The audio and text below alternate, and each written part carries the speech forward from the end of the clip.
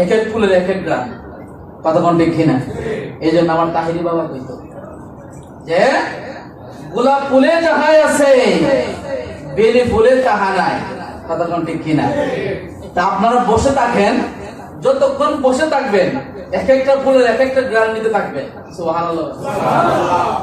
যতক্ষণ বসে থাকবেন, হাদিস শরীফে আসছে যদি কোন বান্দা যদি সালেহীন বান্দাদের দিকে যতক্ষণ তাকাইতে থাকে ততক্ষণ পর্যন্ত তার সগীরা গুনাহগুলো ঝরতে থাকে। সুবহানাল্লাহ। তাহলে যদি এখানে সারা রাত বসে থাকেন লাভ না লস? আরেকটা আওয়াজ দেবেন না? আরেকটা আওয়াজ দেবেন না? দরবারটা হইলে হুসাইনি দরবার। সুবহানাল্লাহ। এটা দরবারটা হইলে হাসানের দরবার। সুবহানাল্লাহ। তা হুসাইন এবং হাসানের আওয়াজ কি নিচু ছিল না বড় ছিল? তা আওয়াজটা কি নিচু করবেন না উঁচু করবেন? প্যারা হাল খুতবাও পড়লাম না।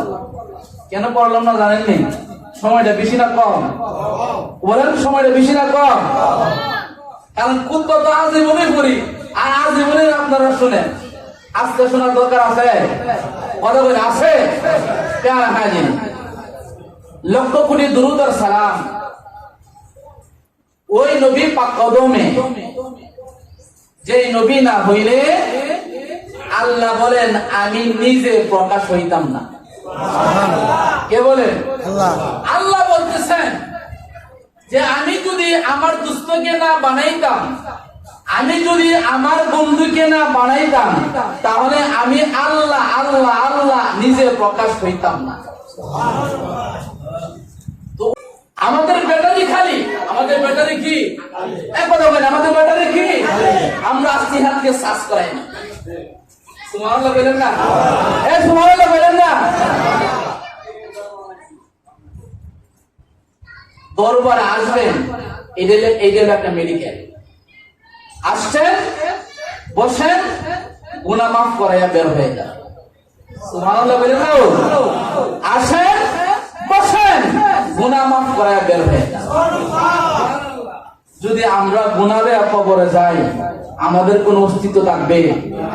অস্তিত্ব থাকবে? হাদিসে আসছে কবরের আযাব এমন চাপ দিবে, ডান দিকের মাটি এমন চাপ দিবে, বাম দিকের হাড়ের মধ্যে গিয়ে মাংসগুলো ঢুকে যাবে। আবার বাম দিকের মাটি এমন চাপ দিল বাবা, একটু চিন্তা করবেন। আমরা তো খালি খাই আর ঘুমাই, কোনো চিন্তা নাই। একবার একটু চিন্তা করবেন, আমার বাবা ছিল, আমার দাদা ছিল, তারা নাই। আগামীকাল আমিও আপনি না থাকতে পারি। চিন্তা করবেন, বাম দিকের মাটি আবার এমন চাপ দিবে, ডান দিকের মাংস পেশি সহকারে ঢুকে যাবে। কবরের আযাব এমন ভয়ানক।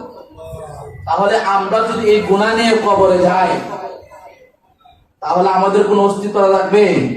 আমরা সহ্য করতে পারবো? আল্লাহর ওয়ালি তোমার দরবারে এই গোলামরা হাজির হইয়াছি। আওয়াজ বলেন আল্লাহু আকবার। বন্ধুরে বন্ধুরে কিভাবে তোমাকে বুঝাইব? ইমাম হাসান এবং ইমাম হুসাইন কেমন ছিলেন? আপনারা এতক্ষণ ওয়াজে বুঝতে পারছেন এই পাক পাঞ্জাতন কারা? বুঝতে পারছেন? তবে আমি মুজাম্মিল হক আজকে একটু টাচ দিয়ে যাই। পাক পাঞ্জাতন কারা?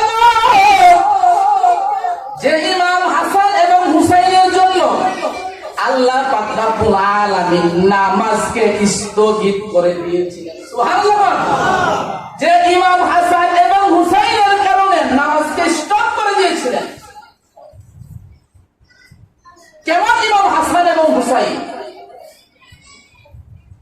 আল্লাহ রাসূল সাল্লাল্লাহু আলাইহি ওয়াসাল্লাম একদিন নামাজ আদায় করতেছেন।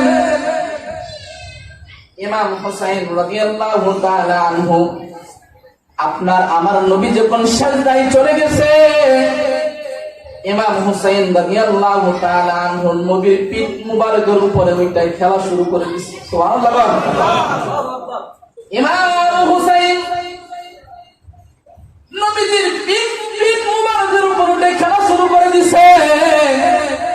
আল্লাহর রাসূল তখন সিজদারত অবস্থায়, আল্লাহু আকবার বল। আমি আপনি যদি ফরজ নামাজ আদায় করি, আমি আপনি যদি ফজরের নামাজ আদায় করি, আমি আপনি যদি জোহর নামাজ আদায় করি, আমি আপনি যদি আসরের ফরজ নামাজ আদায় করি, আমি আপনি যদি মাগরিবের ফরজ নামাজ আদায় করি, আমি আপনি যদি এশারের ফরজ নামাজ আদায় করি, তাহলে যদি মা পিছন দিকে ডাক দেয়, যদি বাবা পিছন দিকে ডাক দেয়, যদি আমার ছেলে পিছনে ওইটা খেলে, তাহলে কি আমি নামাজ কি ছাড়বো না ধরবো? নামাজ ছাড়ার কোন অধিকার আছে আমার? নামাজ চালিয়ে যাইতে হবে আব্বাজি। কিন্তু হুসাইন যখন নবীজির পিঠ মুবারকে উঠলেন, নামাজকে আল্লাহ স্টপ করে দিলেন। আল্লাহু আকবার। হুসাইন